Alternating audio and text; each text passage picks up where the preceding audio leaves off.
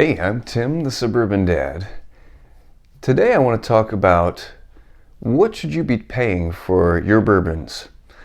Well, as a dad, I love a bargain. I'm always trying to find the best prices.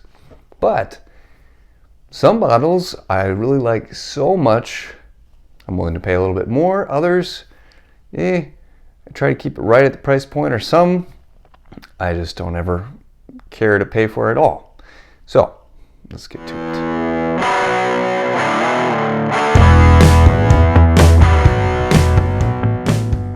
We'll jump right into things today with Smoke Wagon's Straight Bourbon. So this is their baseline bottle. It comes in at 92.5 proof, and it's a solid pour. I got it for $32 plus tax. I would pay as much as, probably like upper 30s, maybe $40 for it.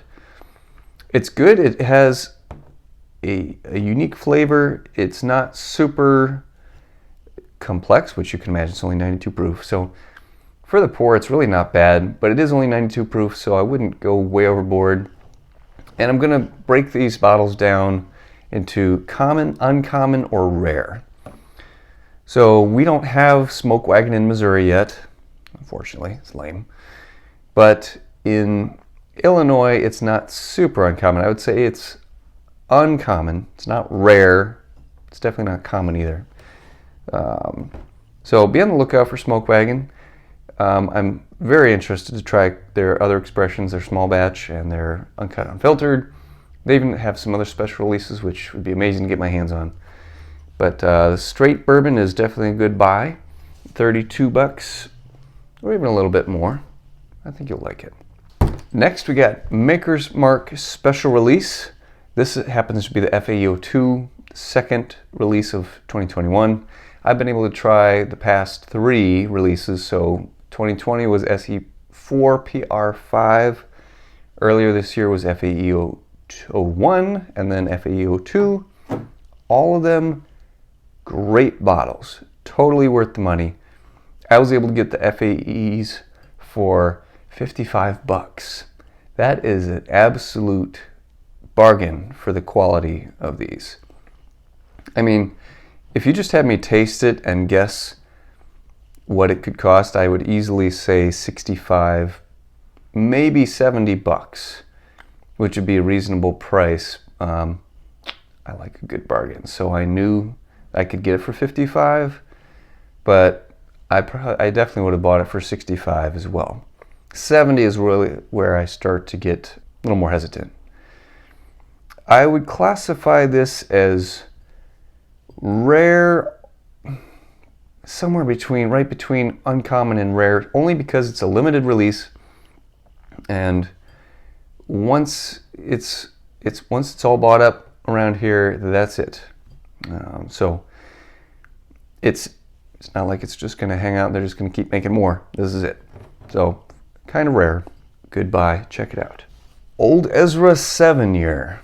This is a bottle that's just recently made its way to Missouri, which is exciting. And I tried this last year. It's 117 proof. So at that proof point, I would definitely expect a pretty good amount of flavor and depth to this bourbon, right? It kind of falls flat. It really doesn't have that much taste. It drinks kind of hot. It tastes like it drinks hotter than 117 proof, which is a little disappointing, especially for being 7 years old. I mean, come on. So I got this one, retails about $45. I would struggle to pay more than $45 for it just because the flavor just does not live up to the other stats on this bottle. So kind of disappointing. Worth a try if you're a high proof fan. It's uncommon, I would say. I've been able to find it more and more often at grocery stores and liquor stores around here, but definitely not everywhere. You can't just walk in and expect to find it for sure. If it's the right price, check it out.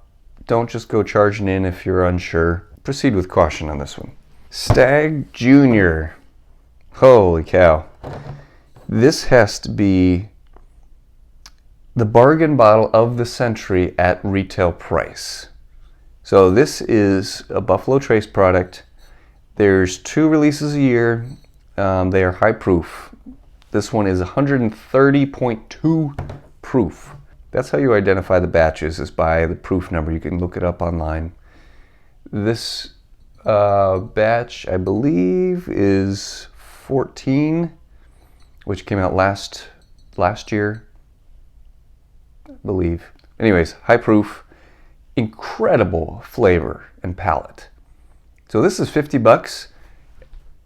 Old Ezra 7 is about 45. I've seen it priced at $50. This one blows that out of the water.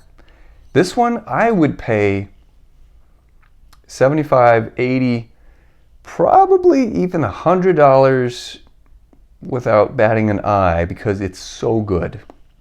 I've managed to get both 2 bottles that I have at retail.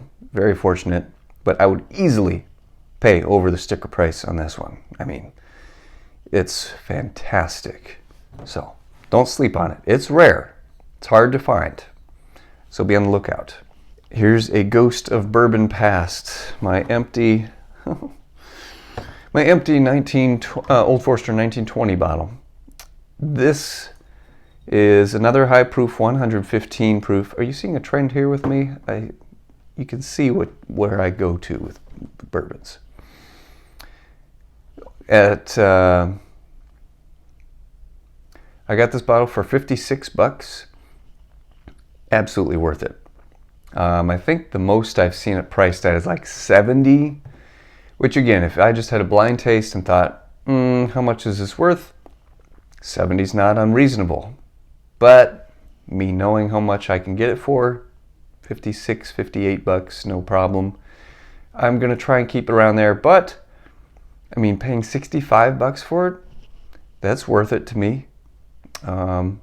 Maybe even 70, because it's really tasty. It's very complex, very rich, and very nice bottle. I have to replace this poor soul pretty soon because I miss it a lot. Rareness on this one, I would say common, because I can go to just most stores around here and find it easily. Again, not all of them are going to be priced as well as others, but I could definitely find it easily. All right, we're going to take a trip to the Jim Beam line with Booker's. Booker's is fantastic. They have several different batches a year. They are limited releases, so this is on the rare side. It's rare. Not on the rare side, it's rare. Especially with the demand lately, it's been going up, and it gets harder and harder to find these batches. Retail now, about $90-ish. This one was $90. I was able to get another one recently as a backup for $84, I think. I also have seen it on the shelf for $100 in multiple places. If you get it for $90, that's doing pretty good. I would buy it for $90. These batches, I struggle with these batches because I want to keep up with Booker's and I want to get every new release. But man, when they do 3-4 releases a year and each of those is getting to be close to $100, that's an expensive product line to follow up with. So the most I've ever paid for Booker's is about $100. It's worth it to me, but I do struggle with paying more than $100 for Booker's simply because it's not a super old bourbon. They're usually about 6 years old. They are high proof. This is 120 something. 120 something. Very good, rich flavor, great profile. I mean, love it. But Booker's is starting to push it as far as what I'm willing to pay for it. So I love it dearly, but they are pushing me. Last but not least, for some of you it's easy to find, some of you are dying to find it, Buffalo Trace. This is Buffalo Trace's flagship bourbon, and it's 90 proof, right at 90. It's a nice, easy, everyday sipper, very smooth, It has some good flavors to it. It's not super complex. It's only 90 proof. Average price around here, I'd say, is around 25 bucks, maybe a couple dollars higher. I wouldn't be opposed to paying 30 bucks for it. It's good. It's not awesome, despite what some of my friends think. It's definitely worth it at 25 bucks, but when you get past 30, for me, it's really not worth it to go there. If you love it, good for you. Around me, I would consider this to be an uncommon bottle. I can't just walk in everywhere and guarantee that they're going to have it, but it's not super rare by any means. So I know for a while there was a scare that Buffalo Traces can be real hard to get, and in some places it is. Around here in St. Louis, Missouri, it's not too bad. You can still find it pretty easily. So hopefully this guides your thought process a little bit when buying bourbon to know, hey, is it worth it for this much, or should I really try and get it at a good price? And let me know, what are some bottles that you would be willing to pay way more than retail for just because you enjoy it that much? I want to know. As always, subscribe, stay tuned for next time. Cheers.